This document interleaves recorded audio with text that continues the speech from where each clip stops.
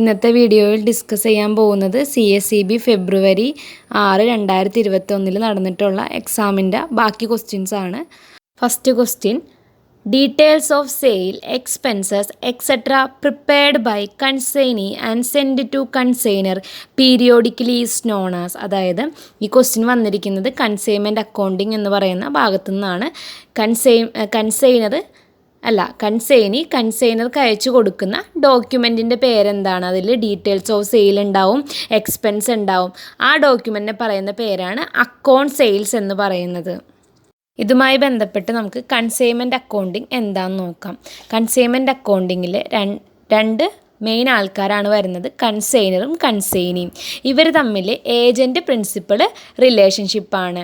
ഇപ്പം എറണാകുളത്തുള്ള ഒരാൾക്ക് അദ്ദേഹത്തിൻ്റെ ഗുഡ്സ് ഡൽഹിയിൽ വിൽക്കണം. അപ്പോൾ അദ്ദേഹം അവിടെ പോയി വിൽക്കുന്നതിലും നല്ലത് അദ്ദേഹം എന്ത് ചെയ്യുമെന്ന് വെച്ചിട്ടുണ്ടെങ്കിൽ അവിടെ അയാൾക്ക് വേണ്ടിയിട്ട് ഒരു ഏജൻറ്റിനെ കണ്ടുപിടിക്കും. അപ്പോൾ കൺസൈനർ കണ്ടുപിടിക്കുന്ന ഒരു ഏജൻറ്റിൻ്റെ പേരാണ് കൺസൈനി എന്ന് പറയുന്നത്.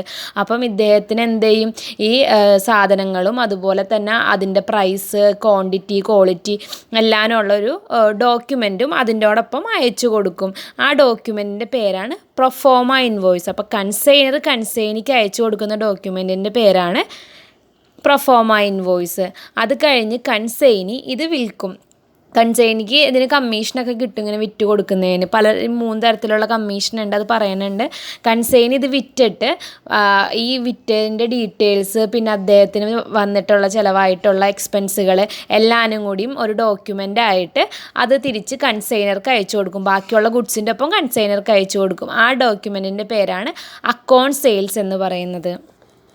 അപ്പം അടുത്ത പോയിൻ്റ് പറയുന്നത് കൺസൈനർ കൺസൈനിക്ക് അയക്കുന്നത് പ്രൊഫോമ ഇൻവോയ്സും കൺസൈനി തിരിച്ച് കൺസൈനർക്ക് അയക്കുന്നത് അക്കൗണ്ട് സെയിൽസും ആണ്.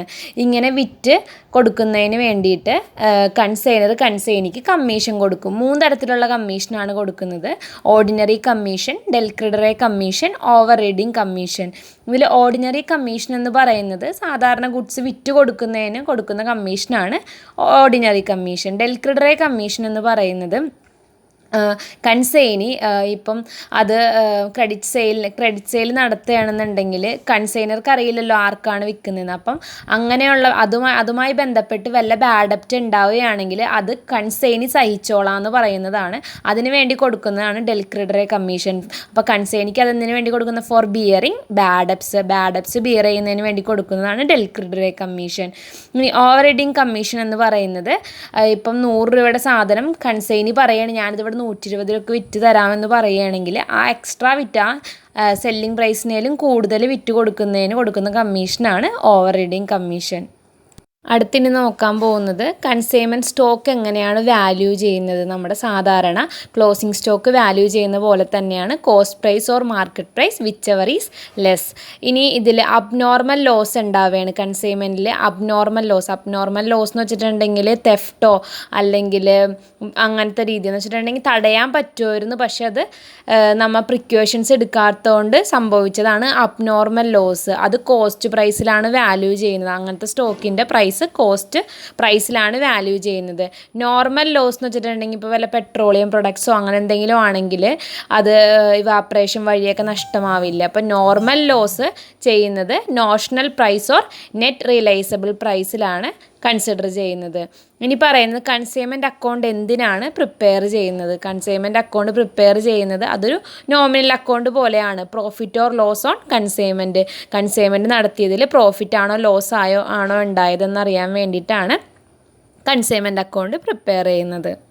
കൺസൈനർ ചില കേസുകളിൽ ഗുഡ്സ് ലോഡഡ് പ്രൈസിലായിരിക്കും കൺസൈനിക്ക് അയച്ചു കൊടുക്കുന്നത് എന്ന് വെച്ചിട്ടുണ്ടെങ്കിൽ അപ്പോൾ ആ കേസുകളിൽ ലോഡഡ് പ്രൈസിലാവുമ്പം കൺസൈനിക്ക് കറക്റ്റ് എത്രയാണ് ഈ ഗുഡ്സിൻ്റെ വില, അല്ലെങ്കിൽ ഇയാൾക്ക് എത്ര പ്രോഫിറ്റ്, കൺസൈനർക്ക് എത്ര പ്രോഫിറ്റ് കിട്ടും ഞാൻ സെല്ല് ചെയ്ത് കൊടുത്താൽ എന്നൊന്നും മനസ്സിലാക്കാണ്ടിരിക്കാൻ വേണ്ടിയിട്ട് കൺസൈനിക്ക് ലോഡഡ് പ്രൈസിൽ ഗുഡ്സ് സെൻഡ് ചെയ്യും. അപ്പോൾ എന്തിനാണ് ഗുഡ്സ് ലോഡഡ് പ്രൈസ് സെൻഡ് ചെയ്യണമെന്ന് ചോദിച്ചിട്ടുണ്ടെങ്കിൽ keep the profit on consignment secret. അതായത് കൺസൈൻമെൻറ്റ് വഴി കിട്ടുന്ന പ്രോഫിറ്റ് സീക്രട്ടായിട്ടിരിക്കാൻ, കൺസൈനി അറിയാണ്ടിരിക്കാൻ.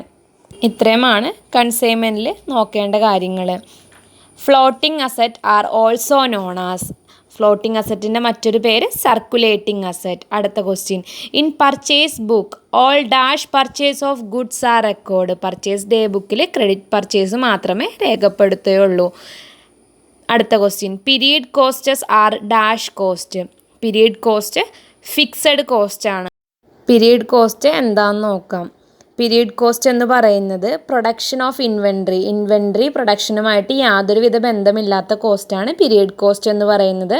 അതിന് example selling expense, general or administrative cost, CEO salary, rent expenses etcetera. അതായത് സെല്ലിങ്ങുമായിട്ട് ബന്ധപ്പെട്ടത് അല്ലെങ്കിൽ ഓഫീസുമായിട്ട് ബന്ധപ്പെട്ട കാര്യങ്ങളെയാണ് പീരീഡ് കോസ്റ്റ് എന്ന് പറയുന്നത്. Period cost are fixed in nature. Period cost എന്ന് പറയുന്നത് ഫിക്സഡ് നേച്ചറിലുള്ളതാണ്. ഇത് നമ്മുടെ ഫിനാൻഷ്യൽ അക്കൗണ്ടിങ്ങിൽ വന്ന കാര്യമല്ല, കോസ്റ്റ് അക്കൗണ്ടിങ്ങിൽ വന്ന കാര്യമാണ്. അടുത്ത question, depreciation accounting is as per dash. അതായത് IAS അതായത് ഇൻ്റർനാഷണൽ അക്കൗണ്ടിങ് സ്റ്റാൻഡേർഡിൽ എത്രാമതാണ് ഡിപ്രീസിയേഷൻ അക്കൗണ്ടിങ്ങിനെ കുറിച്ച് പറയുന്നത്? 4ാമത്തെ സ്റ്റാൻഡേർഡാണ് ഡിപ്രീസിയേഷൻ അക്കൗണ്ടിങ്. നമ്മുടെ ഇന്ത്യയുടെ എന്ന് പറയുന്നതാണ് AS എന്ന് പറയുന്ന അക്കൗണ്ടിങ് സ്റ്റാൻഡേർഡ്. അതിൽ 6 ആണ് ഡിപ്രീസിയേഷൻ വരുന്നത്. അടുത്ത question, profit earned at the time of reissue of forfeited share will be transferred to dash account. അതായത് നമ്മൾ തിരിച്ചു മേടിച്ച ഷെയർ തിരിച്ചൊന്നും കൂടി റീ ഇഷ്യൂ ചെയ്യാണ് പബ്ലിക്കിന്, അല്ലെങ്കിൽ ആർക്കെങ്കിലും റീ ഇഷ്യൂ ചെയ്യാണ്. അതുവഴി കിട്ടുന്ന പ്രോഫിറ്റ് ഏത് അക്കൗണ്ടിലോട്ട് മാറ്റുന്നു? ക്യാപിറ്റൽ റിസർവ് അക്കൗണ്ടിലോട്ടാണ് മാറ്റുന്നത്. അതിന് 2 എക്സാമ്പിൾ എപ്പോഴും ചോദിക്കാറുള്ളതാണ്. ഫിക്സഡ് അസറ്റ് പ്രോഫിറ്റിന് വിൽക്കുകയാണെങ്കിൽ അതെവിടെ കാണിക്കുന്നത്? ക്യാപിറ്റൽ റിസർവ് അക്കൗണ്ട് അല്ലെങ്കിൽ ക്യാപിറ്റൽ പ്രോഫിറ്റ് ആണത്. പിന്നെ റീഇഷ്യൂ ഷെയർസ് ഓൺ പ്രീമിയം, നേരത്തെ ഇപ്പോൾ പറഞ്ഞ കാര്യം തന്നെയാണ്. ഈ ഫോർഫീച്ചർ ചെയ്ത ഷെയർ റീഇഷ്യൂ ചെയ്യാണ് പ്രീമിയത്തിന്. അതായത് ഷെയർ ഇഷ്യൂ ചെയ്യുന്ന 3 രീതിയിലാണ്: പാറ്, പ്രീമിയം, ഡിസ്കൗണ്ട് എന്ന് വെച്ചിട്ടുണ്ടെങ്കിൽ 10 രൂപയുടെ ഷെയർ 9 രൂപയ്ക്ക് വിൽക്കുന്നതിനാണ് ഡിസ്കൗണ്ട് എന്ന് പറയുന്നത്. 10 രൂപയുടെ ഷെയർ 10 രൂപയ്ക്ക് വിൽക്കുന്നതിനാണ് ഇഷ്യൂഡ് അറ്റ് പാർ എന്ന് പറയുന്നത്. പ്രീമിയം എന്ന് പറയുന്നത് 10 രൂപയുടെ ഷെയർ 11 രൂപയ്ക്ക് വിൽക്കുകയാണെങ്കിലാണ് അത് പ്രീമിയത്തിന് വിറ്റു എന്ന് പറയുന്നത്. ഈ 3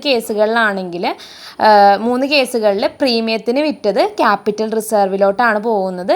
ഡിസ്കൗണ്ടിന് വിറ്റതാണെങ്കിൽ അത് ക്യാപിറ്റൽ ലോസിലോട്ടാണ് പോകുന്നത്.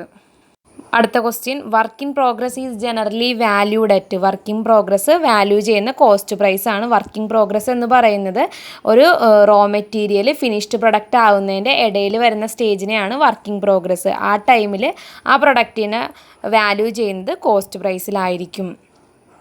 അടുത്ത question, outstanding wages appears in the trial balance taken only in. Trial ബാലൻസിൽ തന്നിട്ടുള്ള outstanding wages liability side of balance ഷീറ്റിലേ വരുള്ളൂ. അടുത്ത ക്വസ്റ്റ്യൻ, ഇഫ് ബാഡ് ഡെപ്റ്റ് once written off subsequently recovered it will be shown. അതായത് നമ്മൾ എഴുതി തള്ളിയത് പിന്നീട് അത് തിരിച്ച് കിട്ടണായ എമൗണ്ട്, ബാഡ് ഡെപ്റ്റാണ് നമ്മൾ എഴുതി തള്ളിയത്, പിന്നീട് തിരിച്ച് റിക്കവർ ആവുകയാണെങ്കിൽ അത് credit side of profit and loss അക്കൗണ്ടാണ് വരിക. അടുത്ത question, interest on drawings finally adjusted in dash account.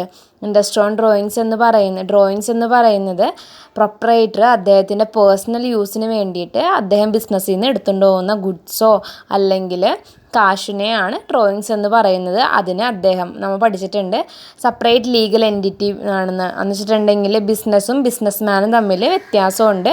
അവൻ ബിസിനസ്സിൽ നിന്ന് എടുത്തുകൊണ്ട് പോകുന്നതിന് ഇൻട്രസ്റ്റ് തരണം. അതുകൊണ്ടാണ് ഇൻട്രസ്റ്റ് ഓൺ ഡ്രോയിങ്സ് നമ്മൾ അക്കൗണ്ടിങ്ങിൽ എടുക്കുന്നത്. അത് ലാസ്റ്റ് ക്യാപിറ്റലിലാണ് അഡ്ജസ്റ്റ് ചെയ്യുന്നത്. Dash is created for replacement of fixed asset or repayment of long term liability. Asset replace ചെയ്യാനോ അല്ലെങ്കിൽ ലോങ് ടേം ലയബിലിറ്റി റീപേയ്മെൻറ്റ് ചെയ്യാനോ ഉപയോഗിക്കുക. അതിന് വേണ്ടി ക്രിയേറ്റ് ചെയ്യുന്ന ഫണ്ടിനെയാണ് സിങ്കിങ് ഫണ്ട് എന്നറിയപ്പെടുന്നത്. അടുത്തത്, claims against the asset of business firm is called. അതായത് അസറ്റിന് എഗെയിൻസ്റ്റ് ആയിട്ടുള്ള ക്ലെയിമിനെ എന്താണ് വിളിക്കുന്നത്? ടോട്ടൽ ഇക്വിറ്റി എന്നാണ് പറയുന്നത്. നമ്മൾ പഠിച്ചിട്ടുണ്ട് asset is equal to total equity. അതിനൊന്നും കൂടിയും പറയാം, asset is equal to total ഇക്വിറ്റിനെ 2ആയിട്ട് തരംതിരിക്കാം. ഒന്നില്ലെങ്കിൽ owners equity plus outsiders equity, അതിനെയാണ് ടോട്ടൽ ഇക്വിറ്റി എന്ന് പറയാം. അല്ലെങ്കിൽ നമുക്ക് മനസ്സിലാവുന്ന ഭാഷയിൽ ഇങ്ങനെ പറയാം, asset is equal to capital plus liability. Capital എന്ന് പറയുന്നതാണ് ഓണേഴ്സ് ഇക്വിറ്റി, ലയബിലിറ്റി എന്ന് പറയുന്നതാണ് ഔട്ട്സൈഡേഴ്സ് ഇക്വിറ്റി. അടുത്ത question, sale of scrap on credit is recorded in. Sale of scrap എന്ന് പറയുന്നത് എന്തെങ്കിലും ഒരു ഫിക്സഡ് അസറ്റ് ഡിപ്രീസിയേഷൻ കഴിഞ്ഞ് അതിൻ്റെ കാലാവധി കഴിയുമ്പം അവസാനമുള്ള രൂപത്തിനെയാണ് സ്ക്രാപ്പ് എന്ന് പറയുന്നത്. അത് ക്രെഡിറ്റിനാണ് വിൽക്കുന്നതെങ്കിൽ അത് ജേണൽ പ്രോപ്പറിലാണ് കാണിക്കുന്നത്. അടുത്ത question, all nominal accounts totals are transfer to trading or profit and loss account by passing dash entry. Nominal അക്കൗണ്ടൊക്കെ നമ്മൾ P&L അല്ലെങ്കിൽ ട്രേഡിങ്ങിൽ ക്ലോസ് ചെയ്യുകയാണ് ചെയ്യുന്നത്, എഴുതി ക്ലോസ് ചെയ്യുകയാണ് ചെയ്യുന്നത്. അപ്പോൾ പാസ് ചെയ്യുന്ന എൻട്രീൻ്റെ പേര് ക്ലോസിംഗ് എൻട്രി എന്നാണ്. അടുത്ത question, the nationalised bank dash merged with Punjab national bank in 1993. ഏത് നാഷണലൈസ്ഡ് ബാങ്കാണ് പഞ്ചാബ് നാഷണൽ ബാങ്കുമായിട്ട് മെർജ് ചെയ്തത് 1993? New Bank of India. അടുത്ത question, India follows dash system of note issue. India follow ചെയ്യുന്നത് മിനിമം റിസർവ് സിസ്റ്റമാണ്. 1956 മുന്നേ ചെയ്തിരുന്നത് പ്രൊപ്പോർഷനേറ്റ് റിസർവ് സിസ്റ്റം ആയിരുന്നു. ഇനി അടുത്ത question, CIBIL stands for credit information bureau India limited എന്നാണ് സിബിലിൻ്റെ ഫുൾ ഫോം. അടുത്ത question, fixed deposit receipt is dash by endorsement. Fixed deposit receipt not transferable by endorsement ആണ്. അതൊരിക്കലും ട്രാൻസ്ഫർ ചെയ്യാൻ പറ്റില്ല എൻഡോഴ്സ് ചെയ്ത്. അടുത്ത question, if a customer of bank could not be trace the banker usually the transfer the balance to dash account and close the account. അതായത് ബാങ്കിന് ഒരു കസ്റ്റമറിനെ trace ചെയ്യാൻ പറ്റുന്നില്ല, അപ്പോൾ അദ്ദേഹത്തിൻ്റെ അക്കൗണ്ടിലുള്ള ക്യാഷ് വേറൊരു അക്കൗണ്ടിലോട്ട് മാറ്റിയിട്ട് അദ്ദേഹത്തിൻ്റെ അക്കൗണ്ട് ക്ലോസ് ചെയ്യും. അങ്ങനെ ഏത് അക്കൗണ്ടിലോട്ട് മാറ്റിയിട്ടാണ് ക്ലോസ് ചെയ്യുന്നതെന്നാണ് ചോദ്യം. അൺക്ലെയിംഡ് ഡെപ്പോസിറ്റ് എന്ന് പറയുന്ന അക്കൗണ്ടിലോട്ട് മാറ്റിയിട്ട് അക്കൗണ്ട് ക്ലോസ് ചെയ്ത് കളയും. അടുത്ത question, SARFAESI act does not apply to loan debts below dash percentage of loan given. 20% ആണ് answer. RBI reduces the validity period of check from 6 months to 3 months from with effect from. RBI ആദ്യം ചെക്കിൻ്റെ validity എന്ന് പറയുന്ന 6 മാസമായിരുന്നു, അത് 3 മാസത്തേക്ക് ആക്കിയത് 1 April 2012. അടുത്ത question, a banker reveals the secret of customer's account on the request of fellow banker. It is called bankers courtesy എന്നാണ് പറയുന്നത്. Bankers courtesy ആണ് ഒരു ബാങ്ക് കസ്റ്റമറിൻ്റെ ഡീറ്റെയിൽസ് മറ്റേ ഫെല്ലോ ബാങ്കറിൻ്റെ റിക്വസ്റ്റ് പ്രകാരം പ്രൊവൈഡ് ചെയ്യുന്നത്. ബാങ്കേഴ്സ് കർട്സി എന്നാണ് അറിയപ്പെടുന്നത്. Sending electronic image of cheque for clearing instead of physical movement of original cheque. അതായത് ഒറിജിനൽ ചെക്കിന് പകരം അതിൻ്റെ ഇലക്ട്രോണിക് ഇമേജ് ക്ലിയറൻസിന് വേണ്ടി അയക്കുന്നതിനെയാണ് ചെക്ക് ട്രങ്കേഷൻ എന്ന് പറയുന്നത്. അടുത്ത question, usually the banker open an account in the name if the borrower and deposit the loan amount in it. This deposit is known as. അതായത് banker ബോറോവറിൻ്റെ പേരിൽ, അതായത് ബോറോവർ എന്ന് വെച്ചിട്ടുണ്ടെങ്കിൽ loan എടുക്കുന്ന ആളെയാണ് ഉദ്ദേശിക്കുന്നത്. ബോറോവറിൻ്റെ പേരിൽ ഒരു അക്കൗണ്ട് തുടങ്ങുകയും അതിലോട്ട് ലോൺ എമൗണ്ട് ഇട്ട് കൊടുക്കുന്നതിനെയാണ് ആ ഡെപ്പോസിറ്റിനെ വിളിക്കുന്ന പേരാണ് ഡെറിവേറ്റീവ് ഡെപ്പോസിറ്റ്. അതായത് പബ്ലിക്കിൻ്റെ കയ്യിൽ നിന്നും ഡെപ്പോസിറ്റ് സ്വീകരിക്കുന്നതിനെയാണ് പ്രൈമറി ഡെപ്പോസിറ്റ് എന്ന് പറയുന്നത്. ആ പ്രൈമറി ഡെപ്പോസിറ്റിൽ നിന്നും ലോണ് കൊടുക്കുന്നതിനെയാണ് ഡെറിവേറ്റീവ് ഡെപ്പോസിറ്റ് ക്രിയേറ്റ് ചെയ്യുക എന്ന് പറയുന്നത്. അടുത്തത്, dash endorsement warns the endorsee that the endorser is a agent with limited liability. Per pro endorsement ആണ്. ഏജൻസി എൻഡോഴ്സ്മെൻറ്റിനെ കുറിച്ച് പറയുന്നത് പെർ പ്രോയാണ്. അടുത്ത question, dash is a process by which illegal funds and asset converted to legitimate fund and asset. ഇല്ലീഗലായതിനെ ലീഗലാക്കി മാറ്റുന്ന, ഫണ്ടും അസറ്റും ആക്കി മാറ്റുന്നതിനെയാണ് മണി ലോണ്ടറിങ് എന്ന് പറയുന്നത്. Dash is a short term financing which are granted to industrial establishment until a large or longer term financing. ഒരു ലാർജ് ഓർ ലോങ്ങർ ടേം ഫിനാൻസിങ്ങിന് മുന്നായിട്ട് അവർക്ക് ഷോർട്ട് ടേം ഫണ്ട് പ്രൊവൈഡ് ചെയ്യുന്നതിനെയാണ് ബ്രിഡ്ജ് ലോൺ എന്നറിയപ്പെടുന്നത്. അടുത്തത്, dash is a condition in which there is an immediate decline in the availability of loan or credit. പെട്ടെന്ന് loan അല്ലെങ്കിൽ ക്രെഡിറ്റിന് ഭയങ്കരമായിട്ട് ഡിക്ലൈൻ സംഭവിക്കുകയാണെങ്കിലും ലോണോ ക്രെഡിറ്റോ ഒന്നും കിട്ടാത്തതിന് അവസ്ഥേനെയാണ് ക്രെഡിറ്റ് ക്രഞ്ച് എന്നറിയപ്പെടുന്നത്. Short note given by banker to point out reason for dishonour of cheque keys. അതായത് ചെക്ക് ഡിസോണർ ആവാനുള്ള റീസൺസ് കാണിച്ചിട്ട് അയക്കുന്നതിനെയാണ് റിട്ടേൺ മെമ്മോ എന്നറിയപ്പെടുന്നത്. അടുത്ത question, providing safe locker facilities A dash function of commercial bank. Commercial ബാങ്കിന് accepting ഡെപ്പോസിറ്റും lending മണി അല്ലാണ്ട് ഉള്ള other സർവീസാണ് general utility സർവീസും ഏജൻസി സർവീസും. അതിൻ്റെ അകത്ത് ജനറൽ യൂട്ടിലിറ്റിയിൽ വരുന്നതാണ് locker service. Dash is a material alteration. താഴെ തന്നിരിക്കുന്നതിൽ ഏതാണ് material alteration? Crossing a cheque by holder, changing a generally cross cheque into special crossing, conversion of not negotiable crossing into ordinary crossing, writing the word account pay in crossing. ഈ 4 ഓപ്ഷനിൽ option C ആണ് answer. എന്ന് വെച്ചിട്ടുണ്ടെങ്കിൽ അതാണ് material alteration. അതായത് ഒരിക്കലും not negotiable ക്രോസിങ്ങിനെ ordinary crossing ആക്കി മാറ്റാൻ സാധിക്കില്ല. അടുത്ത question, dash is the rate at which central bank rediscount the eligible bill of commercial bank. അത് ബാങ്ക് റേറ്റിലാണ് കൊമേഴ്ഷ്യൽ ബാങ്കിൻ്റെ ബിൽസൊക്കെ RBI റീഡിസ്കൗണ്ട് ചെയ്യുന്നത്. അടുത്ത question, dash stands for providing various service relating to capital market and finance to corporate sector. അതായത് merchant banking ആണ് capital മാർക്കറ്റുമായി ബന്ധപ്പെട്ട സർവീസുകൾ പ്രൊവൈഡ് ചെയ്യുന്നത്.